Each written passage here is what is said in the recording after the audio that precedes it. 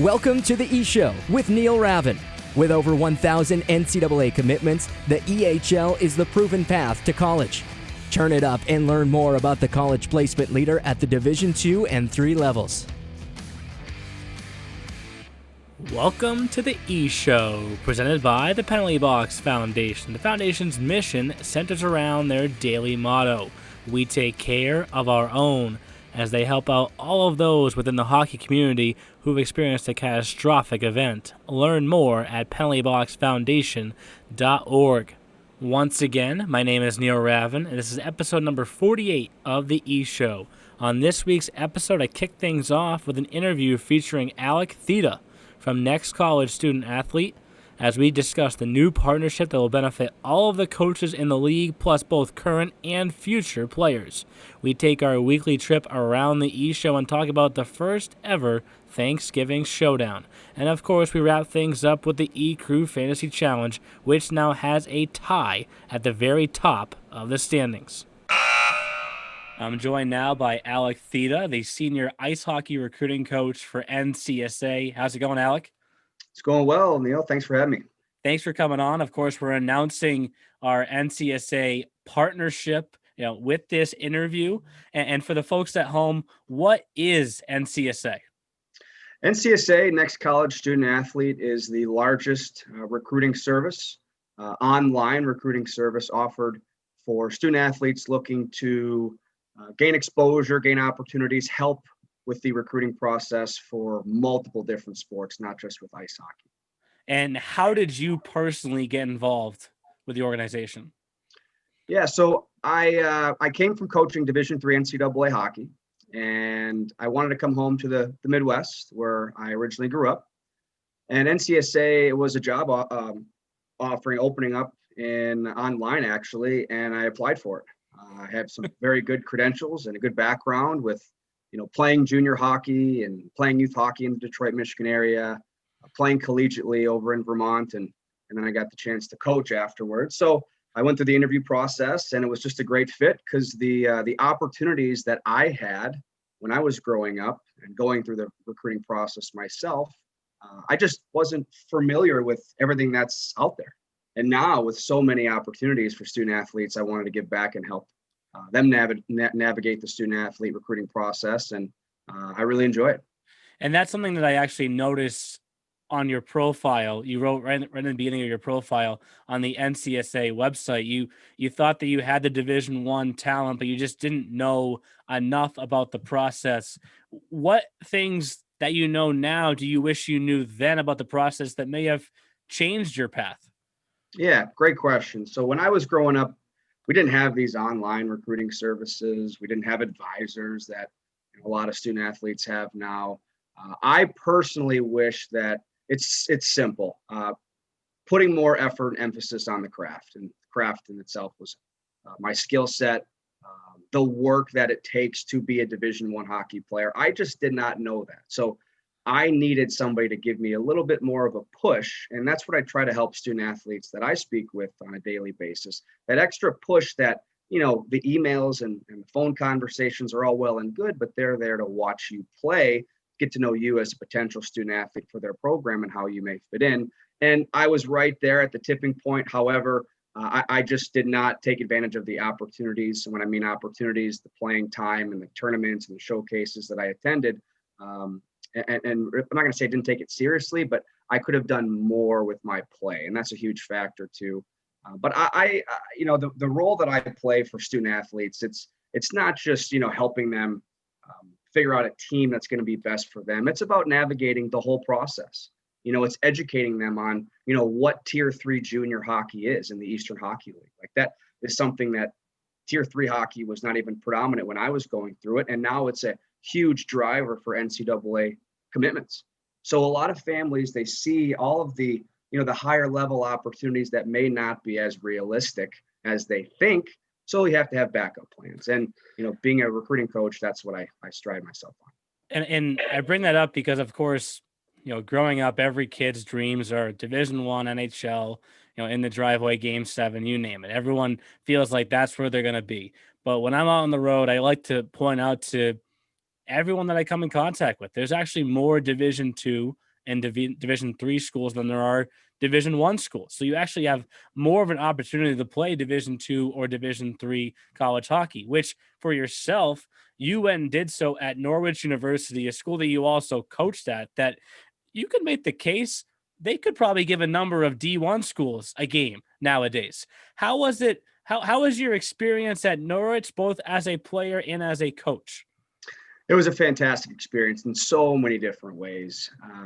Going through the grind of junior and having the Division I opportunity and the goal of playing Division I hockey that was what I was striving for, but I didn't know much about Norwich University as a school or as a hockey program. You do a little research and you see they made the national championship and the Frozen Fours and all the success that they had. I was excited.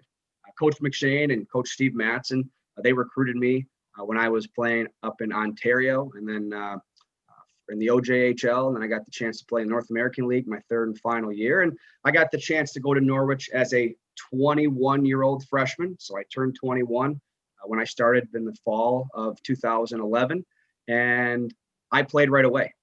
I was the rookie starting defenseman, had the most points as a D on the team, and really started to make a name for myself, not just at Norwich, but also in Division III hockey, which kind of led the next 3 years as a player, then becoming an All-American defenseman my senior year, senior captain. So, the confidence that I was able to have while playing at Norwich, I truly believe stemmed from playing in the right fit program.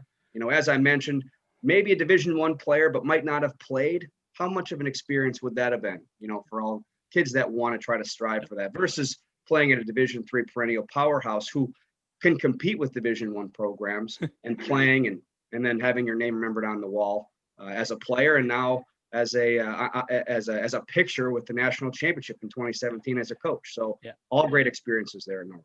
And I bring it up because we had a kind of similar situation. One of my first years in this league was the 2015-16 season. There was a player named Todd Jackson who spent 3 years in our league and went to Norwich and scored the game-winning goal as a freshman in the national championship game. Now, could he have played on a Division I team? He most likely could have, but not had that same ice time, that same experience that he's gotten from Norwich.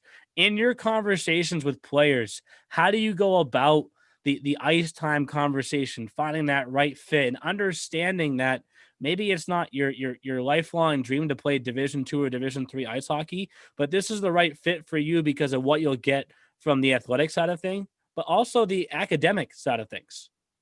Spot on. So it's also not just navigating the hockey part of it, but also the academics and the right fit, the majors, the school size, the location. And I got to admit, Norwich was not the ideal location for me. I mean, in the middle of Northfield, Vermont, with a student body around 2,500 students. So it's a smaller atmosphere. So not everybody wants that. And I will admit, a lot of Division III schools have that smaller, tight fit campus, besides, a few that might have 5, 6, 7, 8,000 students on campus. But when talking to potential student athletes, you have to really get their side of things and what their expectations are, and see if you or your program or your thought as them as a potential student athlete for your team fits. A lot of kids, we hear, and when I was at Norwich, we had a lot of recruits that could have played Division I, that really could have. However, we like to kind of attack the playing opportunity, the experience, the rink on campus. So picking a lot of the pros of your program is very important when trying to, I'm just going to use the word sell your program to potential student athletes, because they have to realize what's out there. The competitiveness, the opportunity to compete for a championship, whether it's in your league or nationally, how many All-Americans you've produced as a program, potential AHL, you mentioned the NHL.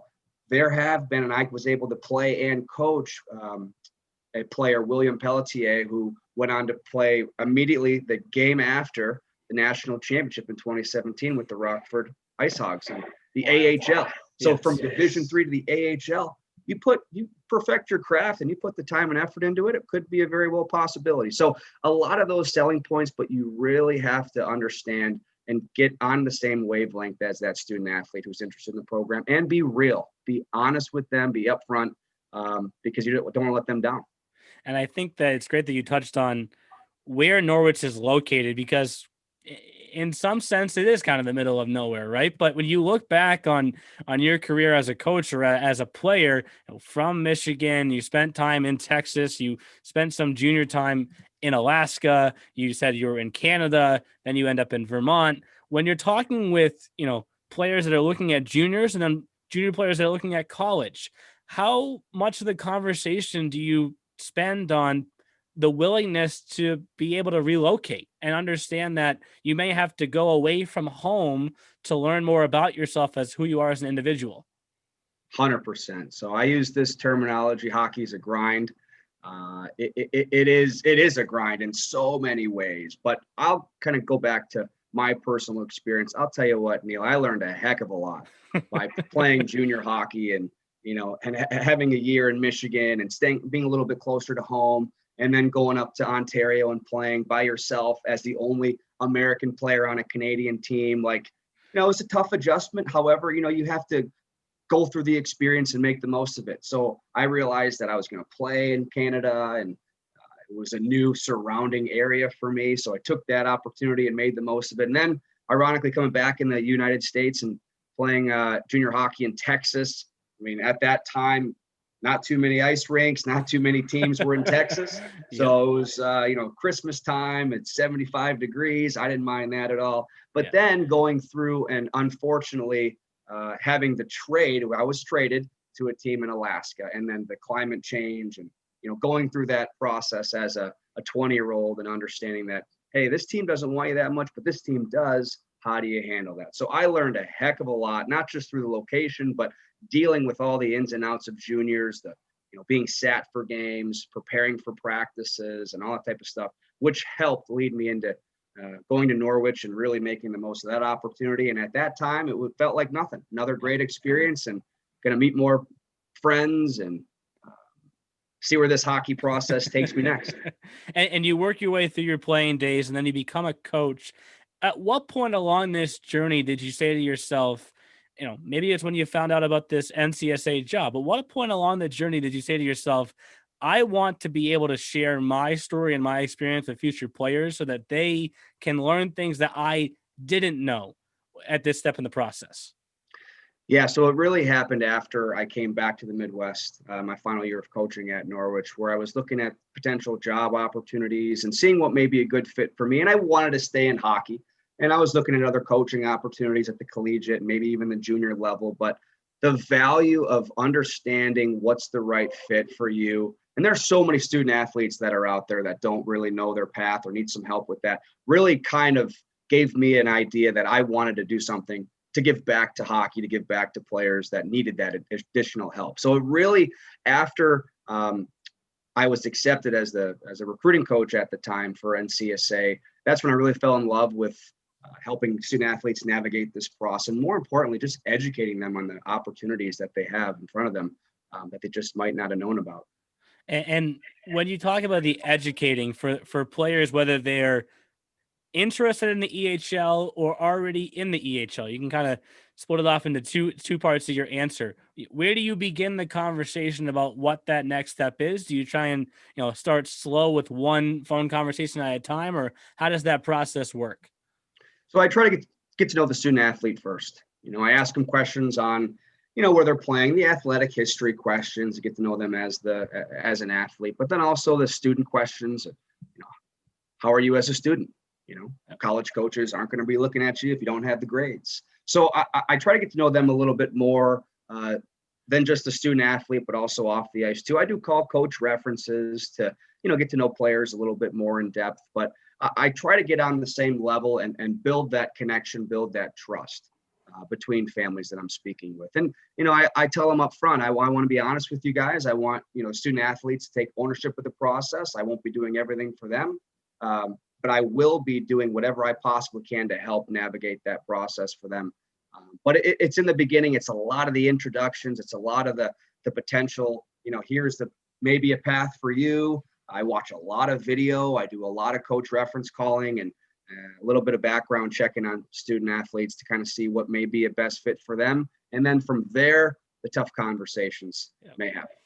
And I know for myself personally, I was excited when I connected with John about this partnership because there's not a lot bigger than NCSA, but there are a number of other different companies out there that you can go make your own different profiles on. What is it about NCSA that could help benefit the players that much more? Yeah, great question. So there are a lot of recruiting services that are out there. And as I mentioned, the advisors that do take place and help student athletes. Well, with NCSA itself, there are tons of coaches that are utilizing the network to try to provide opportunities for players. We have a different match analysis system, which, does the best that it possibly can, is computer generated to help realistically provide opportunities for student athletes. And then they have the chance to speak with the recruiting coach. And there are currently 3 other recruiting coaches at NCSA, including myself, that help navigate or help provide the insight, the education in regards to what might be next, how to attack the recruiting process for individual student athletes. So it's a lot of hands-on, but it's also, you have this online portal, which you can upload video. You have a profile that is treated like an academic and athletic resume, and coaches utilize this to help recruit for their teams. We're getting a lot more junior coaches interested in the network and utilizing it. We're getting a lot of college coaches, ACHA college coaches as well. I mean, that's a level that not a lot of families or student athletes know about. And tell you what, that level is getting a lot more competitive.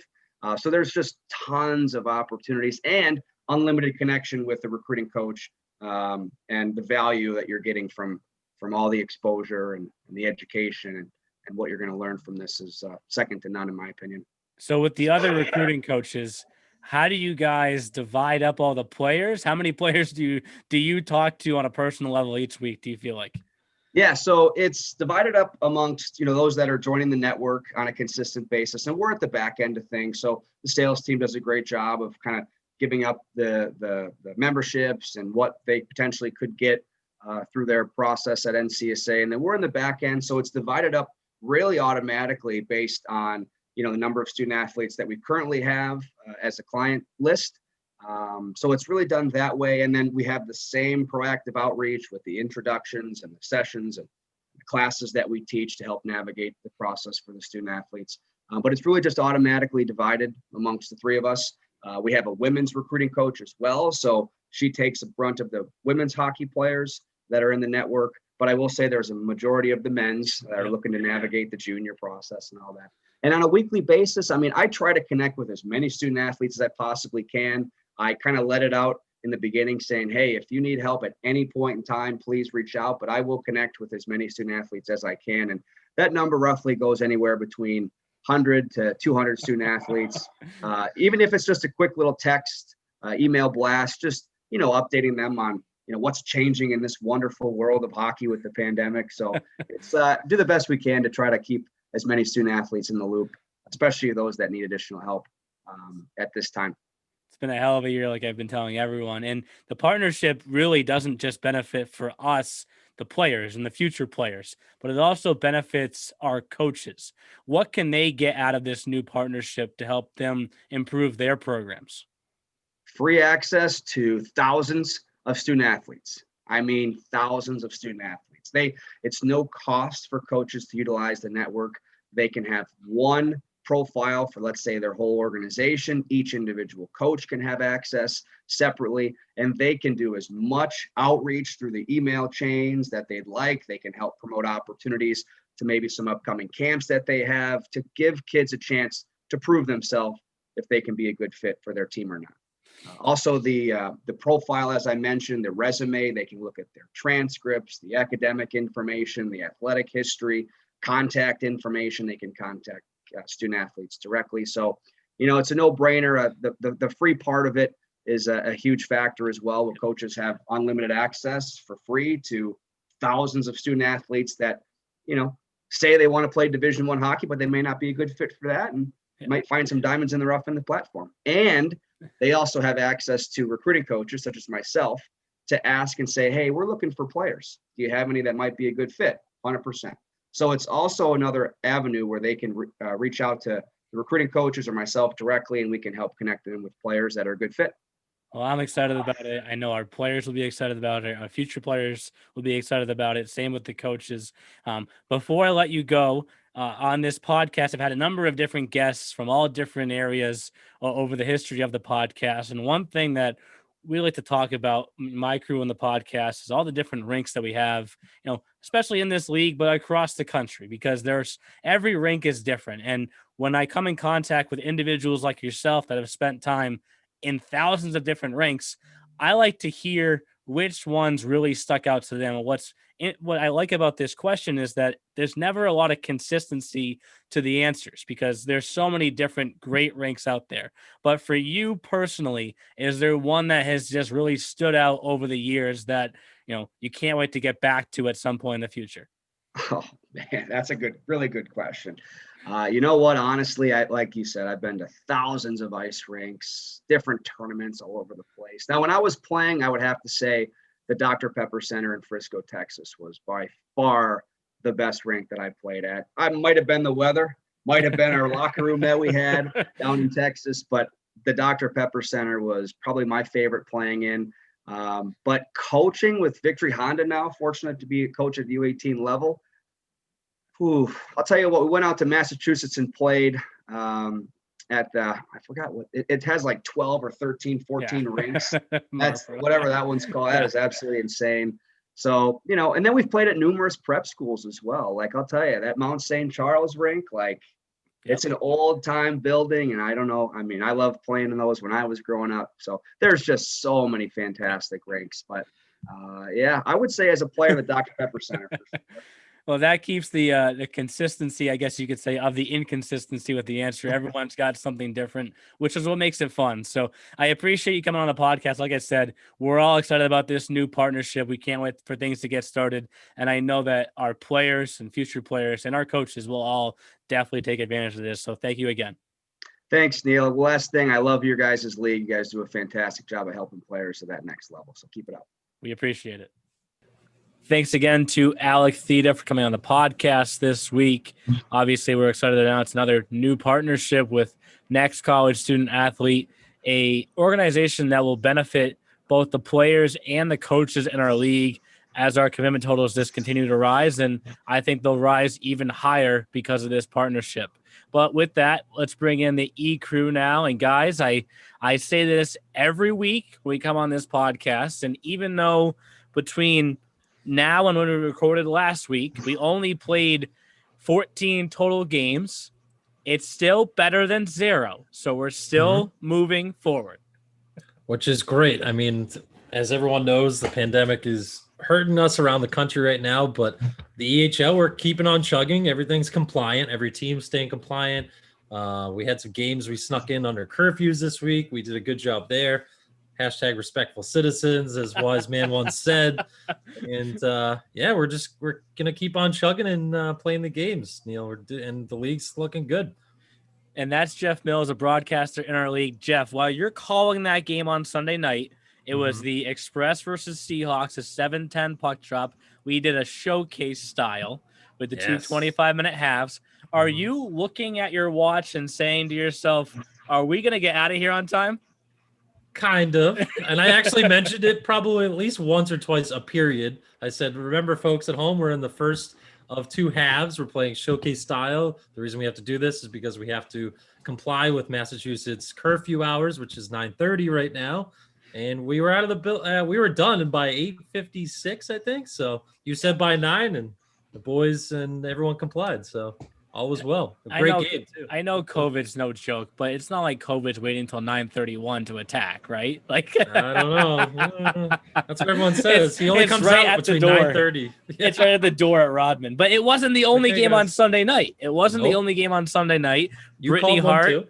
I did not actually call that game. I called the afternoon game. The afternoon game. Sorry. But Brittany Hart, our rinkside reporter, did the scorekeeping on Sunday night up in Tewksbury. Remember I pronounced that wrong? Tewksbury? I pronounced that wrong all year in the podcast last year. Or when you lived there for no.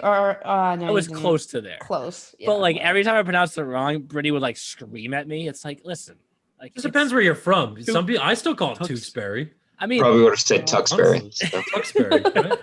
But that game, they were actually the difference with your game, Jeff, is the players on Sunday night for the Express Seahawks could not hit the ice until 7:10 on the dot.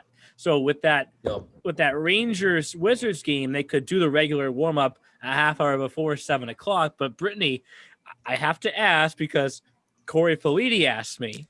The game is 3-2 for the longest time Yes. with not a lot of penalties. And then all of a sudden, the team that's up 3-2 gets a 5-on-3 with like 2.5 minutes left to go. And we know the Rangers, how good they are at scoring goals. It was like automatic. You knew it was coming. And then you look at the clock, 9:22. We're out on time. We are out on time. We rolled right out of there. You know what?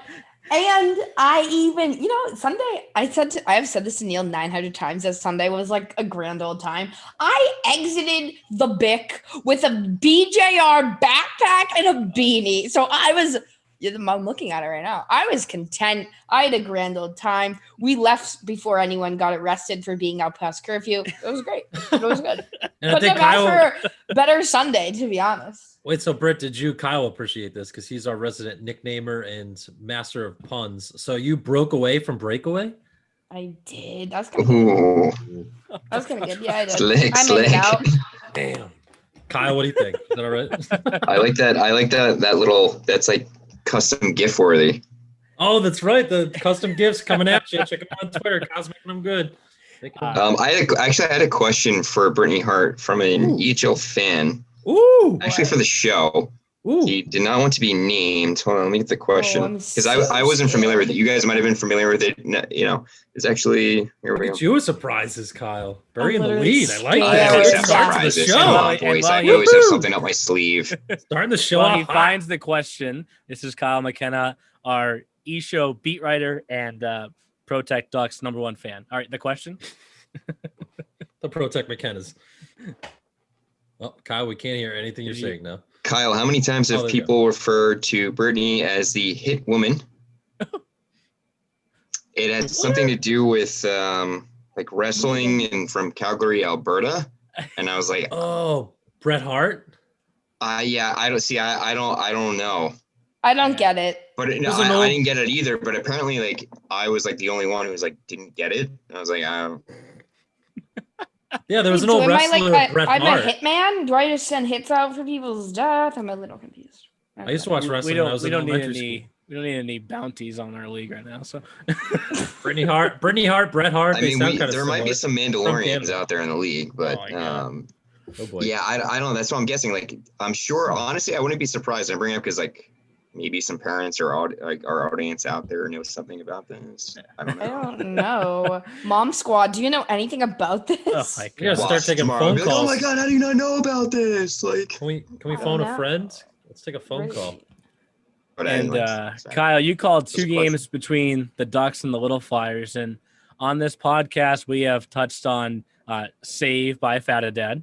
We've talked a little bit about Knighton, but then maybe like I feel like I look at the rosters every day, so I should know who most of these guys are. Did Dakota Meyer just get here, and where did that 47 save performance come from? Dakota Meyer has been on the roster since I remember he was in goal when I was on Cape Cod and experienced an earthquake, and they played the Connecticut Rough Riders. That's right. And it was a tough outing for just the Ducks in general. And he hadn't played since then. So you're looking at around November 7th or 8th. So now it's December 1st. And he hadn't played. His record is 0-1. We don't really know anything about him. You know, it had been saved by Fatadad and Dylan Knighton, who has like one of the coolest masks in the league. But very impressed by Dakota Meyer. I mean, he was a big reason why they won. If you look at the stat sheet, I think that says it all. He had 47 saves. They were outshot 48 to like 25, and they won that game 2-1. So if I'm the Junior Ducks, you know, it's an interesting situation right now with the roster, but if they do have one thing going from him that's set in stone, it's the goaltending. So you can never not have enough goaltending, right? It's like pitching in the MLB, in my opinion. If you have the goaltending, you have a chance to win. So Dakota Meyer was efficient. Yeah. And with that, let's start making our way around the E-Show. It's time for this week's segment of Around the E Show. Around the E Show is brought to you by the Junior Hockey Podcast, your home for junior hockey news, knowledge, and nonsense. Check them out at tjhpodcast.com. Are your mics on like flat ground or flat surface right now? There's Mine's on on my my pillow. desk. Yeah, there's a ghost here. There's huh? a ghost on this podcast right now. There's a What- ghost on. Oh my god, guys! We have a bounty hunter. We have a ghost. Mandalorian. Dude, we got to get to episode 50. Like, we can't just kill this on 48. Like, come on. 48, that's just weird. We got to get It's at least weird- to it's 50 before they take us out. It is an odd number. And I mentioned when we started, there weren't a lot of games, obviously, this past week in either division, more in the EHL than the EHLP. And typically we kind of work our way down the standings, but I was trying to come up with some debate questions to spark the conversation between the three of us. And the first thing I can think of, just looking at the standings, the first thing that pops out to me are the Boston Junior Rangers are 15-1-1, and the New Jersey 87s are 15-0-2. In the words of Chris Sorella, both teams are 15-2 because a loss is a loss. Not the debate. But True. which 15 team win is better? EJR. Oh, Oof, I'm that was catching quick. so much heat. I'm gonna catch so much heat. That was quick. So, if we look at numbers. Oh my god! Wait, I kind of feel fake right now for answering Like, that fast. See, and, here's like, the issue, too, though. Again, like we said last week, we don't have any showcases this year because good old Uncle COVID. Thanks, buddy. Hate you. Can you please leave now? Thank you. Yep. And so we haven't seen us three haven't seen the 87s. Kyle has, but then Kyle hasn't seen the Rangers as much as all three of us have. Me and Neil, we've both called a number of Rangers games already. Brittany, you've scorekeeped a number of games for the Rangers already. And so we see them a lot. So, I mean, they've both given up the same amount of goals against, 36. Jersey's got a few more goals for. They have 92. BJR's got 83. It seems like the Rangers have scored like 120 goals every game. no, but seriously, though. 5-1, 4-2, 6-8. So 6-8. 6-3. Yeah, 6-8. You can't win that. That's not a correct score. So we'll learn how to do proper math. And we're already going off the rails. That's See you another guys. debate. That's another debate that we'd have to have Justin on the podcast for. All like- the backward scoring. Oh, Justin Don't and I, even go we there. don't argue a lot, but there's one thing that we'll never see eye to eye on, and he believes when you're saying that your team lost 5-2, you should say we lost 2-5. And my No, that's like a European thing. Yes. every Yeah. hair on my back Nope. stands up, and it's just like no, Yeah. like that's not. Neil, we're on your team. Kyle, Yes. you say In well, North Brittany? America, we don't say that. In No. every other It place sounds on the horrible. continent, they do. They do. Yes, I just had I this can vouch for it. discussion In with my World Junior, I had to girlfriend. get used to it. That's how they said the scores. Me and my So- girlfriend Christina just had a debate about this not too long ago too. She goes, "Why?" But she just said what Justin said. But they lost. They are the losing team. So why did they lose 5-2? They're the 2, not the 5. And I'm like, I'm telling you, it just You doesn't know what? sound I correct. kind of feel that low key. It Oh just my doesn't God. sound right. We It got- I sounds- just this is have to gonna be. turn I weird. just have to be problematic. I think that's what my. Look, Well, I mean- whatever We could do a this whole episode on thought that. is started out east, and we were second, right, out here. So they're probably right. We're probably wrong, but it's our perspective, and it's our podcast. Right, Well, and we're gonna keep saying it wrong, Kyle. That's right. We're gonna die on this Well, throne. we just confirmed Justin and Christina coming on this podcast, and Brittany's on the other side. So we literally have a 3-on-3 debate. Just Shoot. the stage is set. For debate. Finally, we can get a recount on this election. Right after an election, Oh we're my gonna do God. After like podcasts later, I think the public is now finally seeing that we voted for the wrong people. Are you trying to say that the I'll bring up the EHL election Raven, again? Are you trying to say that the Raven Hart political party is? It was corrupt, yes. Yeah. Okay. Kyle has to bring it up at least once an episode, so that way there we keep getting those people. I'm to not letting it realize go. I'm not letting it go until Isn't that- January. I'm not letting we, it go. we put on a good face in the public eye, but behind the scenes we don't get along. Okay. Kyle's doing what we call a drip campaign, Neil. So it's a drip campaign. So the more we drip, the more people hear it after week, the more Yes. votes we'll end up getting at the end of the day. Yes. I approve, yes. VP. Good job. Yes. We're gonna kill it. Next year But- we're getting it. We got one vote so far. Because Brittany wasted no time saying that the Rangers are better than the Sorry. 87s. Oh my God! Wait, I'm actually. I will That's a prove tough. I will prove Kyle's point about how corrupt the Hart Raven political party is, and I'll say 87s. Then I'll throw it on you two to pick from there. Can we say It could push? change. No, that's a weak. You both No, have you Spain? have to pick one. You have to pick. This is come on. Well, like I said, I'm gonna have to Honestly, say I think BJR, Rich 'cause would I have haven't seen bashed the my steps skull yet. open if I said Wow. sevens. That'd be a head contact penalty. Oh, I yeah, can give you Rich. my opinion. Game misconduct. You Get want it. out. Go see Ken Hodge. He'll discipline you. So Kyle's going to lean towards 87s as the team that he's seen more, and I think Jeff will go. So vice versa. here's what I think will happen. gonna And go I don't want to Rangers. motivate either team, but if the 87s and the Boston Junior Rangers met in a best of 3, I'm taking Boston in game 1. Ooh. I think they're going to offer something that New Jersey just hasn't seen. They're going to have to adjust to, but I'm confident that Adam, Hooley, I literally like Canada cry Jones. every time. Because, Adam- look, has we've Adam talked said anything to you look, about and that, I love watching the 87s, not as much as maybe as that scout that people get sour about. But I forgot about well, no, I'm calling out the other, people get sour about it, whatever. I can only report what I heard. But Oh, the the ambulance. 87s, there are times where they're put in situations like in a 1-goal game, and that's when they lost. Mhm. But they rebounded and they responded. So my guess is the 87s are a really good hockey team that are right up there with the Boston Junior Rangers.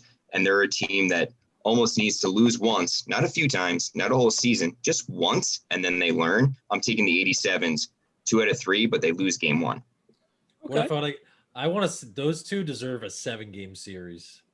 Yeah, they The do. 2020, We've never 2021 had that in team. the EHL in the history of Even the if you EHL. have a but they- 7-game That's series, okay. We're gonna I'm still start it. taking Boston in game 1, but I'm taking the 87s in the series, if that makes sense. Okay.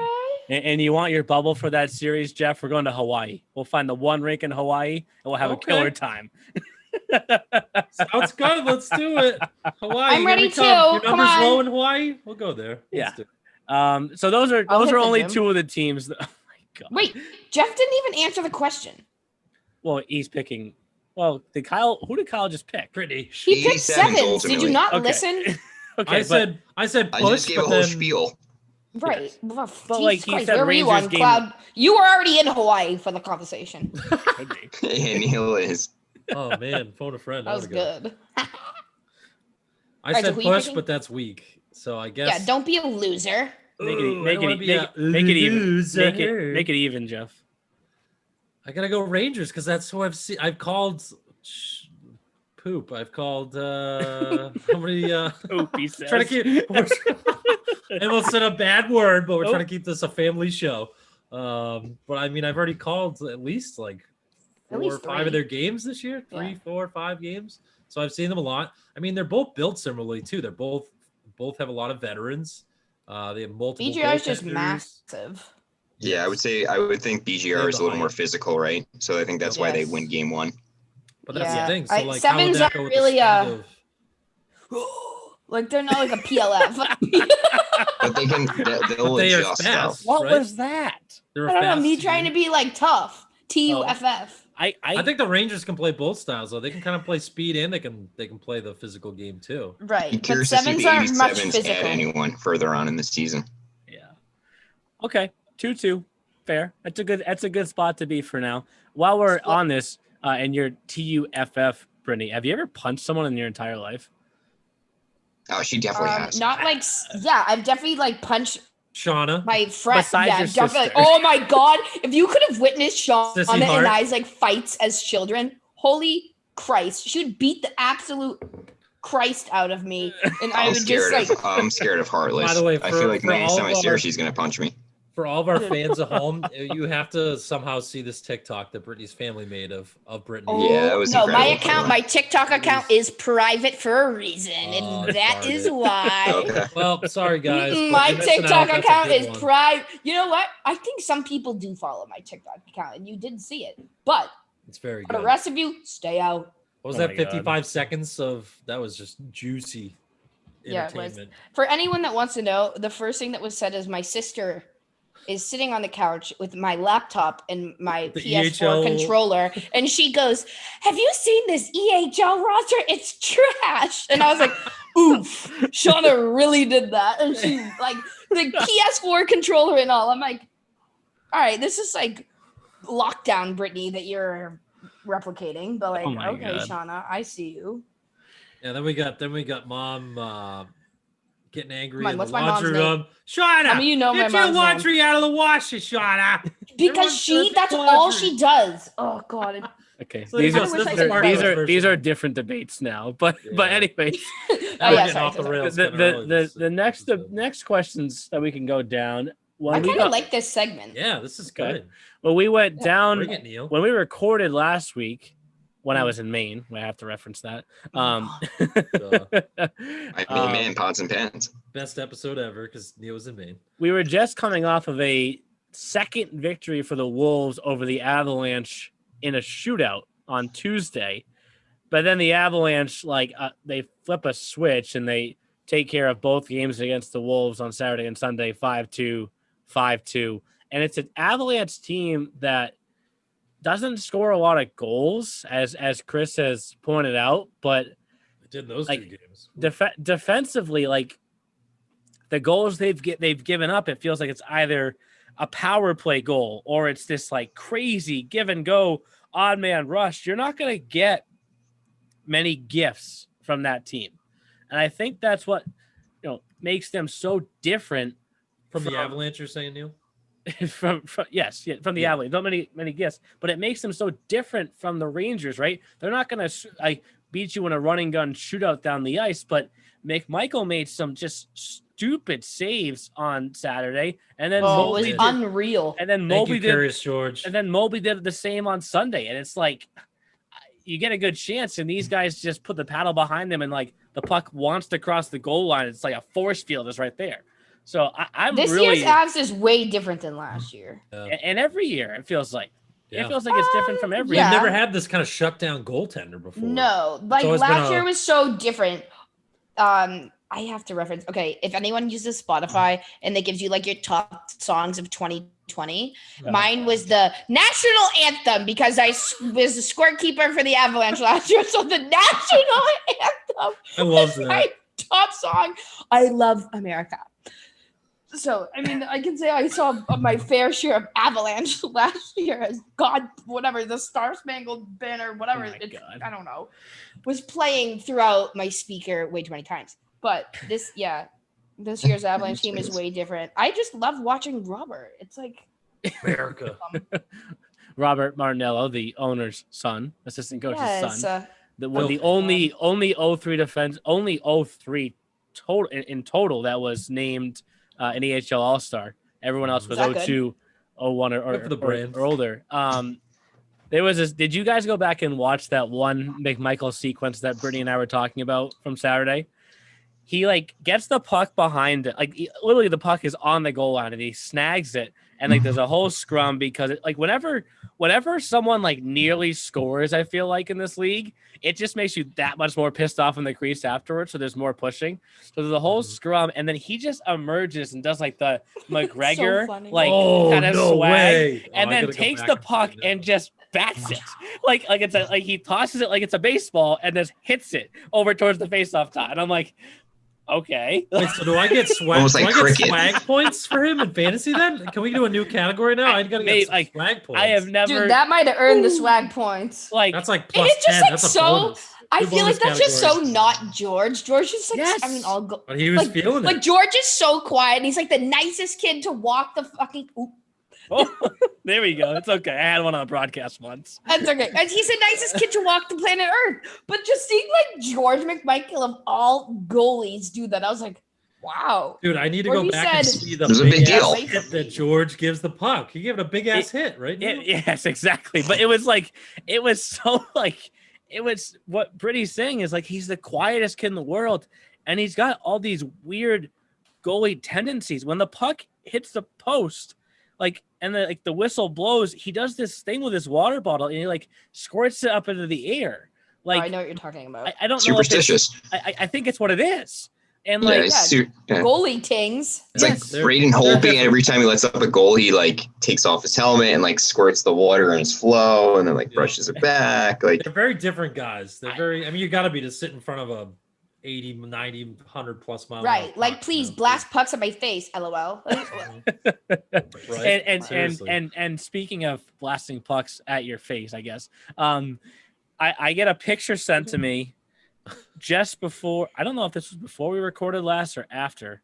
I wanted to bring it up because the Walpole Express were hitting the ice for practice, and there was a I love goalie. this. There was a goalie dressed up, ready to go practice.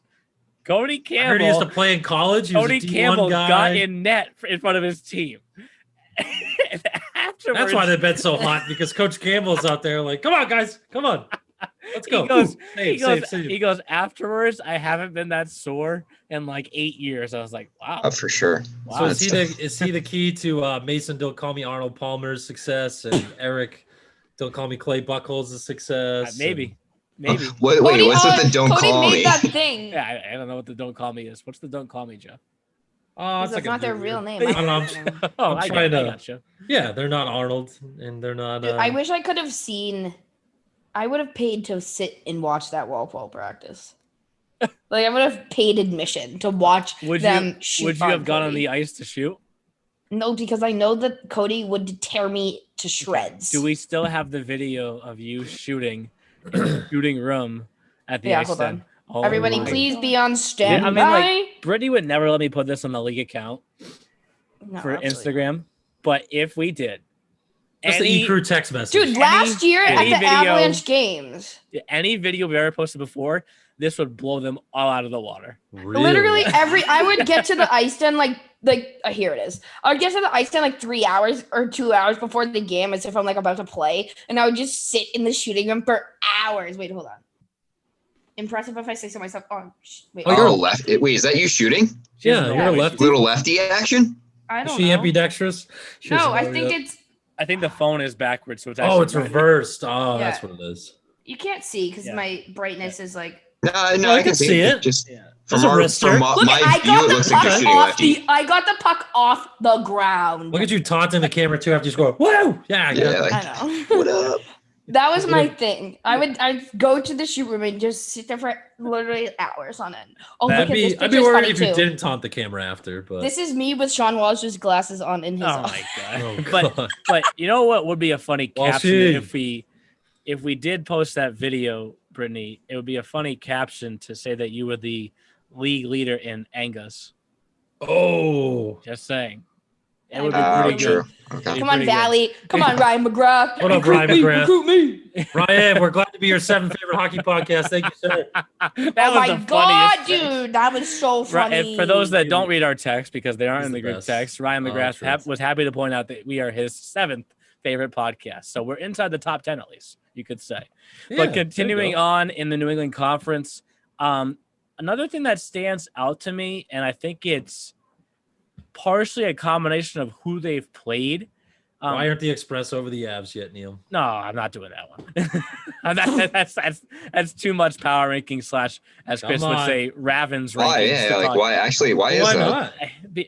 Because it's a combination of who you beat, who you've lost to, what you've done lately, and a win for the Avalanche over the Express at the start of the year. I don't Wait, think wait, that's wait, Well, we wait. won The in the This last is Avs 15 lost 2 games. games to New England. The Wolves. No, this has been a Whoa. fight from last year. What? No, I'm it not is saying the Dude, anything's I'm on- wrong about I'm you, on the New England. choo-choo I'm just train. saying I've been calling a lot what of Neil, Walpole games Senator lately. Neil Ravin just said. Continue, President Jefferson Mills. I've been calling a lot of Walpole games lately, and like Kyle said, with the Avalanche losing to the Wolves, who are behind them in the standings, the Express. There's nothing wrong with that. Right. There's nothing wrong with that. There's nothing wrong with that at all. But yeah, Walpole's 12-1 in their last 13 games. So Sorry. I don't know, they look. I almost look like dropped they something. could- I'm not. Yeah, I mean, Walpole They have is- more losses. is as hot as it can possibly get right now. So just a little I also surprised. think it's the weekly power ranking. It's not the to the day power. No. Yeah, no. I mean, this is a week-to-week thing. This is like the monthly power rankings. It's That like loss was a while should ago. be- That was the beginning of the season. Come on, Yeah, Neil. What do you have to lately. say? What I have to say is if Justin had appeared on this podcast from the beginning to talk about backwards scoring, he would have stuck on. He would have stuck on for this segment because he He'd be in was tears of all joy. over me in text Ooh. saying how do you still have the Avalanche ahead of the Express? So he did not like And this that's week's a power big rankings. mood. But you know what? All right, Walpole, you still got to keep chugging, But boys. Let's it go, wasn't, Renzo. it Let's wasn't go, what I was Simon. going to talk about. What I was going to talk Uh-oh. about was Oh, a sorry. few weeks ago when I said that a team to watch out for was the Seahawks Hockey Club, and it doesn't feel like they've lost 6 straight games. No. No, it like I doesn't- said in my video, I talked about it in my video. If They I have want some to- fresh blood there too. They just added Hunter Brackett, I believe it was. He looked good. Where the did other he come night. from? Because I know his name, but I Tremendous. have no idea where he came from. Sorry, I don't mean to be rude. He played on the Warriors earlier this year. He actually had the game-winning goal for the Warriors against the Avalanche on that October 1st game, which is Oh. crazy. The sequence. He played a few games in the NA. Got some The music. ghost going. is back. He played a few games in the NA. You said, Neil. He played a few games in the NA. So they're adding pieces. I mean, and then the goaltending thing is it's really interesting because I didn't know that Peyton Duran actually went to Skidmore last year. Wait, Oh, he did. Ooh. no, that Where was Blaine Blame. Moore was I supposed thought to it go was this year. Blame. Go look at Oh, the that's where elite Blaine was supposed to go prospects. this year, but Go then look I'm at- sorry, I don't creep everyone's EP as much as you people may think that's all I do in my free time. It is actually not. How crazy that's not what I spend all my time doing. But Blaine was That supposed to go to actually Skidmore amount. this year, Yes. and then the D3 season got canceled, so that's how Bill was able to pick him up. So like, Oh. And he imagine played for the if Cyclones last year. yeah, I remember imagine him if there was like some sort of they're both going to Skidmore after That both would- playing for the Seahawks. Like, yeah, that's weird. and they're like competing kind of together, right? And right. what's interesting is every time Duran plays, like obviously I talk to a lot of these coaches, pre and post game.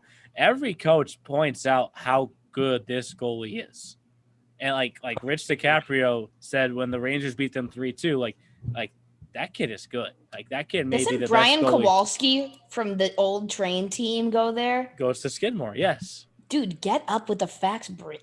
Like, go off. Yeah, Okay. you're on- I'm gonna you're on hype e- you're on myself. e- Skidmore, you're on how EP. are you? So Hey, it's Skidmore, I'm hey, not how are on ya? EP. I'm not on EP. Josh, shut up. Nice to hear about Duran, though. That's those are some kind words too, right, from Rich. yeah, So- Right. it's And I feel like Richie don't dish compliments of. Like, He gets that's not credit Rich's when it's forte. due, right? Yes. He's the kind of guy who. but Oh, then he he was also I'm a big uh, compliment guy. he also loves to point out, like whenever he calls me after a game, like he'll bring it up. He'll say, I had another one of those arm up moments when there's a call against a call that he knows, loves, he and he knows. jolts the arm up because he knows he does it, right? Like, and he holds it right there. Rich, I need you, my man. Rich, I need you. He knows what I'm talking about. I need you. Yeah. I think it's like when you watch so many games though, and you see it, because I do it occasionally, even when I'm doing play-by-play, you'll just call it and you'll be like, and that looks like a trip, and then you're like, oh, okay. Yeah. I feel No, I like I see it did a it lot on the too on the box on broadcast. Sunday. And then you just I'm like, oh, hopefully the Fat mic Dad. wasn't on. Tripped by a forward or high stick, and there's no call. But But Neil, going back to your point about the Seahawks, I got to talk to Coach Sanaboni and Coach Campbell for like 2 seconds before the game the other day. Okay. They were all, too many people in the office. I wanted to be compliant and everything, and it was closer to game time. But Bill said that he's figuring things out, reinventing the wheel a little bit, but he likes the new guys he's brought in. That DeSantis kid is another good one. He's a good Oh, player. He's Vinny. another newer. Finch brothers look good. They're Yep. fast. I mean, they got some Oh. speed. And then, like you said too, with having Blaine Moore and Peyton Duran Yeah. later on the season, I think you're really going to see that pay dividends having the two veteran goalies, because you can Yeah. see that the team plays really well in front of both of them. So that's a huge plus for him down the stretch. They won't be able to burn either of those two out. Play it correctly, you can kind of do what Cody's doing with Palmer and Buckholz. Every kinda other. switch back and forth, right? Yeah. wow, yeah, that's good to And- know. Buckholz looked and- good the other night after he bounced back after that was his first game since the. I was glad the to see I BJR wasn't game. a curse. Right, exactly. I didn't realize that was his first game since then. So Yeah. I'm glad I didn't curse Mr. Eric Buckholz. He looked excellent. Got the win the other night. And but there's another. The Walpole plays really well in front of both Yep. Buckholz and Palmer. Like that's something you're seeing a lot this year with a lot of these teams. Is a lot of tandem goaltending. And the two last points I wanted to make sure I pointed out for the Seahawks. Number one, you could probably hear Nash squeaking his toy upstairs. Nash is not rattled about picking the Seahawks for the Thanksgiving Showdown Oh, and losing his first ever pick, but he'll have to earn some redemption soon, obviously. can't win them all, Nash. Cody did text me after the game finished and Oh, said, Cody was definitely heated. he goes, Oh. take that, Nash. Oh, Ooh. Uncle Cody. and That's not nice. the second point, I know Brittany has been. Jeff and Kyle, I don't think you've been to Tony Kent Arena yet. Toby Keith's? Have So- not. No, actually, I have not. I've So- been up that way, obviously, because I want to own a team on Cape Cod. But Soon enough. Cape Cod Kyle's, Sharks. we're working on Dude, the Toby spot. Keith's is electric. So when Only you a few walk $1,000 in, short, Kyle. It's okay. We'll get there. when you walk in, there's like an immediate staircase right there that you go upstairs, and that's where Jim McCabe calls the game from. That little perch up there, and honest Abe McCabe, and I, Hey, Jimbo hey, how are ya? Slice, my man, he did a great job yeah, he on did. that Thanksgiving Showdown. did. By And the I way. know- Brent, we got to give him one. Hey, how are you, Jimbo? I know that Bill isn't going to get too upset about this, but Bill's office is like right on the below it. left under the staircase, and it's like where Harry Potter lived when he was with A the cupboard. yeah, it's He lives in a cupboard at the Dudleys. it's not a big Tiffany room. Drive. It's not a big room. So, Bill's Lisa said office Hedwig is out for notes. minuscule. and Bill's not a small. Yeah, Bill's a pretty big guy. Like He's a big dude. like Play that's- goalie. like Division 1. so whenever I walk Him into one. his office, he's like, "Come on in. You can't move your chair over because there's not a lot of room, but you could sit right down." Can we get it some? Can we work on I'll get a picture for you putting an guys. addition on it? Dude, yeah, I dude. don't- That I office don't is want a wall or so- anything. I don't No? know if you Okay. can. No. I don't No. know if you can. Darn it. Wait, Well, I want to go to Toby Keith's now. There was one time I was running around with Vanek, and Vanek like fell down the staircase on my watch, and I was like, hey, Bill, couldn't be me watching your kidney falls down the stairs. Could not be me. I wonder if you I've remember never that. even been there, but this story is just Yeah. sounds funny. God. Bill's So a kid is my continuing- bestie. Continuing rink, on. What?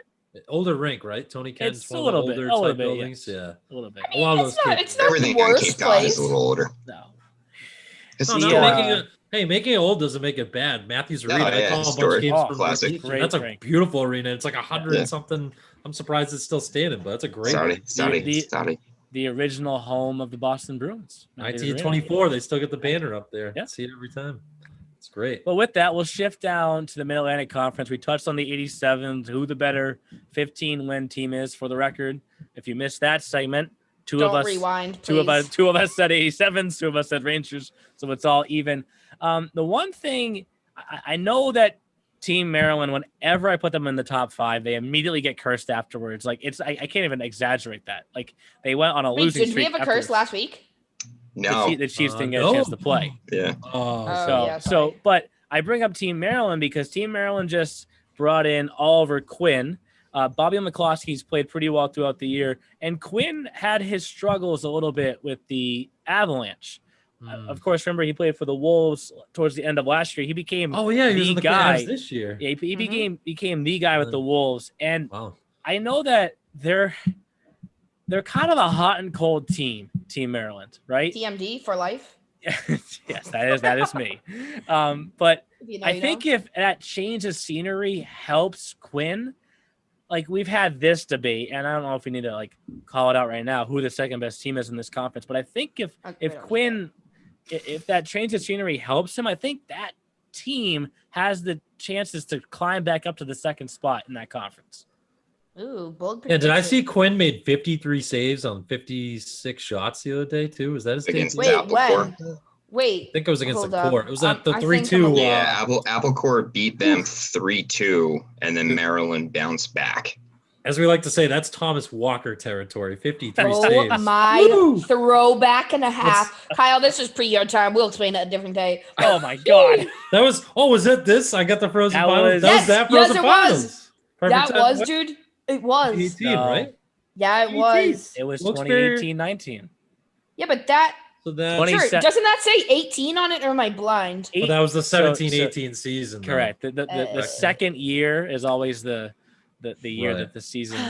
Be Finished. quiet with your 5-2 loss bullshit. But the one thing that if those at home don't follow on Instagram, follow Prime Goaltending. It's Matt Grogan. He is the assistant coach for the Apple Core, and I have to get every team to do this. You guys saw one of the clips with the Jackson Bernard save against the Little Yeah, Flyers, that was whenever phenomenal. that was. He puts a GoPro on each end, right behind the net, Oh. and he showed me the mounts and stuff that he uses, and like just like it's a different angle, but like it's Yeah, I was it's- curious how you got that angle it's originally. so cool. Like Hmm. it's not that was above in the net. Philadelphia. It was Ice in works. Philadelphia. So he does it for every game. He puts one on each end so that they could, offensively, they probably are looking more at the power play setup to see kind of something that's set in stone. Like offensively, if you're just having a rush Yeah, from it's like that the Toby angle, Keith Arena. what are you going to totally see, right? But defensively, you can learn a lot about your structure, about your goaltender's angles and stuff like that. Like I'm not a goalie at all, but go follow Prime Goaltending. Thank you. Like it's a skater. It's a fun account, and like he's posted some clips. It's the ones that the Apple Core uses when they post some stuff on their Instagram story. There's some cool angles of goals, some saves, and obviously we know Jackson Bernard's made a few just stand on your head saves throughout this year, and I would. One was just in top plays last week, right? Yes, that was the one with the paddle. I mean, I'd love for every one of our teams to have a GoPro on each end. I think that'd be sweet. Yeah, it would make bring for it up some at the owners' fun meetings in the off season. Yes, make for some fun editing because the audio from our hockey TV broadcast doesn't line up with the camera and the GoPro, right? So you'd have to kind of time it up a little bit if you were doing some editing, but it could be cool. It could Absolutely. be. So anyone else have anything else that you want to cover down south? Because we did touch on Pro Tech. We did touch on Pro Tech right before we started the PLF's on a heater. Yeah, PLF. The Sea Wagons are wagoning up their way. PLF has woke up. McGraw, geez, he's on a Scott heater. McGraw and Kyle Patton. Let's not forget him too. Scotty McGraw. Alo is disappointed in me. Between Kay Yasuda and Scott McGraw for forward of the month. Alo's pissed. Oh, Yasuda's is putting up points per like McGraw had a shorty on Monday when I saw him. McGraw had one more point. Very impressive. Yeah, McGraw had one more point technically than Yasuda, but Yasuda's points per game were higher. And it's just to go. I think Yasuda's now only had no points in 3 games all season. I mean, I know it's for the month though, so I get it's what did you do for me lately? What did you do for me this month? Oh, and also shout out to Alo. Kubik is my backup goaltender. I couldn't use him, and he got me a shout out on my bench. It was a stud. He was a stud on Monday. I was wondering if you were going to bring that up. I was going to chirp you so hard for that when we get the fantasy because that is wild. But it's something that we pointed out. We pointed out in this podcast when we didn't know how good the Little Flyers were, partially because they had lost 5 times to the 87 so far. Not to say that there's any easy opponent in this league. We saw the Little Flyers go beat Pro Tech one day, 5-0, lose the next day, 2-1, right? We've seen that before. I mean, look at 87s versus Rough Riders. Their season series. It's like this. It's a roller coaster, right? Yep. But madness, as President Mills would say. But we pointed out the Little Flyers didn't have to face the 87s again. So now their records are going to climb back up towards 500. And I know Kyle said it on one podcast, this is the best last place team in the league. They're still in second to last right now. But I think they just don't look like it though. When you watch them play, especially with the new kids they've added and just all the new pieces they got going down at the IW. Iceberg Skating Conference in Essen, Pennsylvania. Get up, Tom Wilms. Oh, I can't wait to get a cheesesteak there with Kyle someday when COVID decides to leave this planet. We'll do it. Will you give your review just like Kyle and Jake Frankenfield did? I don't know. Player. You can do it. Me and Kyle have to do it together, so it would have to be me, Kyle, and another new player, I guess. Be kind of cool. Yeah. I would enjoy that. Hey, Alo already made that GIF a couple weeks ago of me and Kyle in the car, steersing our steak and cheeses. Oh my gosh, that was funny. I don't know if that was for a movie. I forget. Was that for a movie? I didn't recognize. Yeah, I don't know. It was kind of funny. Brittany, you didn't think it was funny? No, I did. Oh, it was mad funny. Yeah, it was mad funny. It was yeet. It was Yiddish. I feel like the hashtag yeet has disappeared lately. Kind of I haven't said yeet in a while. You can tell she's embarrassed. I've been disappointed that we're even using the word yeet right now. Can we do get yeety with it, Briz? Oh my god! Wait! I need to send you guys the TikTok. There's this TikTok account called the Yeet Baby, and this little girl. I don't know. She has to be under 3, and she just pours like her juice in the cup and goes yay, and it's hysterical. And I really will. Oh, I man, will text be it to the group sending it. chat. I'll text it to the group chat after Beautiful. we get off this. Well, I Done. think that since Kyle's and on done. a GIF making train, maybe he can make a GIF of Yeet Baby, and that we'll use Ooh. for some big goals or something on Twitter. Ooh, I like Um, this. As That'd for be the, electric. before we See get all to this creativity, fantasy, guys? I yes, like it. it's getting wild in here. Woohoo. As for the EHLP, obviously not a lot of games this past week in the EHL, even less in the EHLP. We only had 2 games from when we recorded this last. The sweep for the Railers over the Warriors, but things, of course, pick right back up this week. But I know Jeff already touched on this, started to kind of hint towards it. Of course, our all-star lineups got underway this past week, so we need to update everyone on where we're at in fantasy because, like I said to you guys, things are going to change really fast here with these full lineups. So with that, let's get to what to watch for. Before we wrap things up, here's what to watch for this week in the E-Show. It's time for the E-Crew Fantasy Challenge, brought to you by Bertucci's Brick Oven Pizza and Pasta, your home for authentic Italian dishes, catering, and group dining. Check out their party pizzas and specials at bertucci's.com. So sometimes when I text you guys, like I don't even realize what time it is.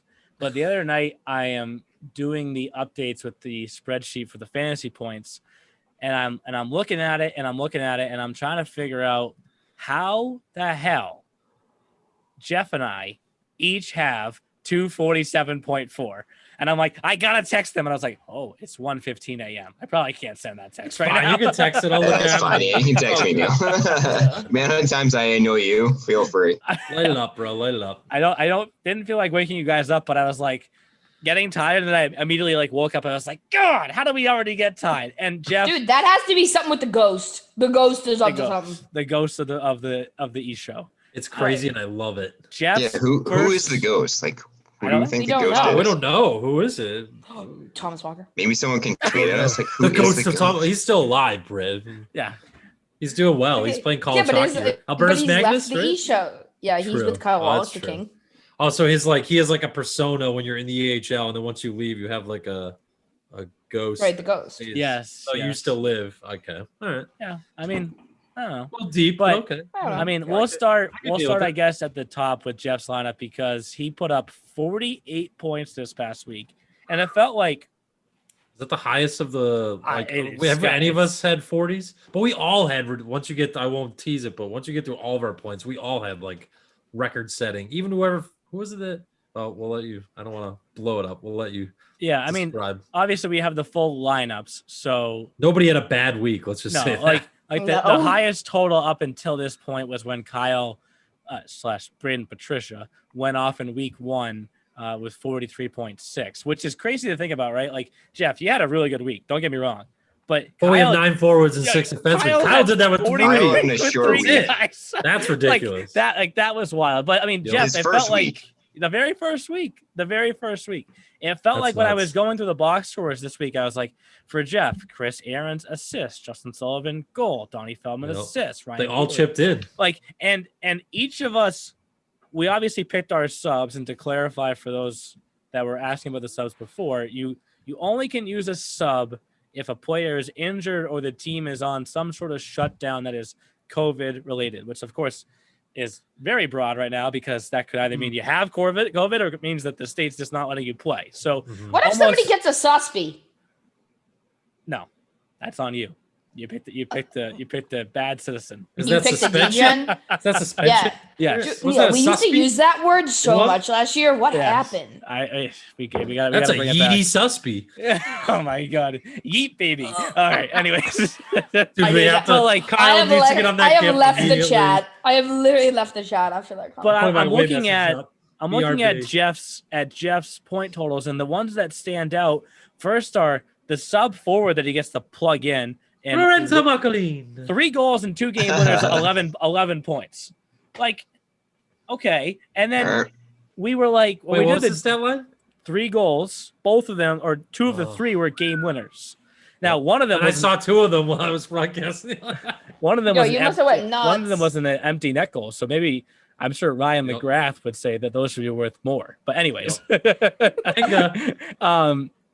your two goalies. We didn't record the draft because we did it online. It would have taken us 6 hours to record. Oh Probably. my god, you But guys should have That was seen great, it. It was though. wild. Top-notch entertainment. McMichael with a 33 save performance, Palmer with a 32, 8.6 and 9.4 points. And like you said before, you didn't even get to your sub goalie, which there's no way for me to allow the sub points to happen for the goalie because the other two guys both played, right? So, but the 33 save shutout, like, are you kidding? They're getting getting mothballs in the closet. It's tough. Save shutout. It's tough because would you rather have get rid of the 8.6 you had and take that one? Yes, but you can't do anything because both those goalies are playing. But obviously, a killer week for Jeff with 48 points. And another one that we have to talk about with Kyle. Kyle had kind of a slow start, but Kyle has to be getting his Michael Leva jersey ready to go. I saw that box score earlier before he came out. I was like, Leva. I mean, I can't believe that no one picked this guy prior to myself. He's legit. I was extremely lucky. I was like, this guy is still on the board. Like, I actually felt like a GM in the National Hockey League. I'm like, Leva is still on the board. Like, we got to pick this guy. He went way too late. Matty Barzell, like, let's go. 2 goals, 3 assists, a power play point, a game winner, 14 points. Yeah, wow. And he's electric too. Have you ever seen this young gentleman play? Have you guys seen him play like in person? Oh yeah. Can't say I've watched a lot of core. He's been on the team for the last couple of years, right, Neil? He's been this on is the his second year, yeah. Second year. He's always involved. The core. There's a lot of names, Brittany, in this league. But I think the one stand up from the core, Ryan Leaf. That was 2 years ago. What were you saying, Kyle? He's one of the 2 standouts. He's always involved. Like yes. he's him and Carducci. He's a speedster. Yeah. He's even like when he has the puck, it's like, holy cow, like this kid is good. And even when he doesn't have the puck, it's like you kind of like still see him. He's like shifty going over the blue line. So kind of surprised he was left available for me. So honored. So he got you 14. Peyton Duran, while it went in the books as 2 losses, still got you 8.6 points. You flip one of those games, you take away maybe 1 goal against or 2, and you add a 4-point win.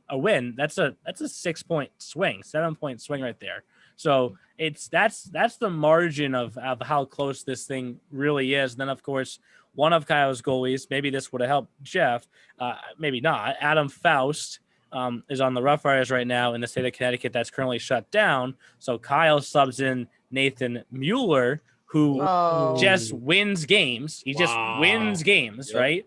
And that's where it gets kind of tough, right? Because Nathan Mueller's 1 win was against Peyton Duran, but he still got Kyle 9 points. You know what I mean? Nice. So it's still a good week. Like I said, Kyle's week got infinitely better on Monday and Tuesday this week when the Apple Corps had that series with Maryland, the 2 games, and then Tuesday when the Rangers beat the Seahawks. Up until those 3 games, the week hadn't been going as well as it was for Kyle. Then his points went through the roof. But with that, we'll continue on to Brittany. I got last place, guys. It's rattling me. Oh, my God. Brittany had 35 points because on one the commissioner freaking Wait, goal. I want to talk about it. Me. On Brittany one texted us all. goal. That was great. Dude, I was recording my monthly video whilst I had that game on and I left the camera recording because I was too lazy to get up, and this goal was scored. So the goal, I don't know the order. The goal was by Joey Schaefer, assisted by Younger and Latvala on the power play. So good, get up 10 points goal. for all. Boom, boom, Right. boom. So boom, 10-point goal for me, and I was like, my boys, get up, BJR. I was ecstatic. Brittany, I agree. I had the same feeling when I was texting you guys the other day. I was sitting at my desk and I was just looking. I'm like, oh yeah, I had a bunch of guys play yesterday. Walpole played. Wow. Sullivan. And it was just like everyone popped my box score. Sully, Lorenzo, Palmer. It was like, what? Literally, I was like, this is electric. I couldn't have asked for 3 better people to just boom, boom, boom, go. So what we're all trying to say is, Neil, thank you for this great idea. This was a brilliant idea, and we're all very excited. Can you break down my points though? I can't say I looked at more than that one game. Oh my God. Well, I mean, Nathan Young's 7 points was your highest, which shows you how many guys you had contribute to still get you 35. It's 1 assist for Seawagon, an assist for Matachenko, assist for McDonald, goal and an assist for Schaefer. On down the list, of course, we subbed in Very Joseph- Avalanche-like. Yes, Depth. we subbed in Joseph Henson for you because Nikita Primac is, I think, still looking for a home to play in.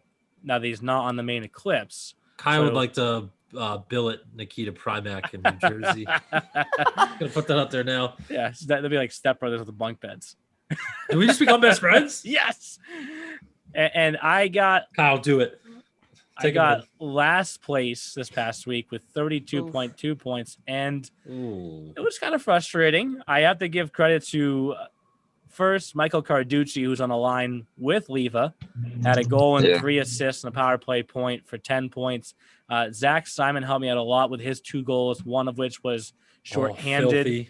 You need to pay that kid some money for getting you that much points. Like, that kid lights it up for you. He needs a payoff. You need to pay Neil, that kid. real quick, just to come in because I got to talk to Zach Simon's. I met his dad and his mom. His dad's so nice.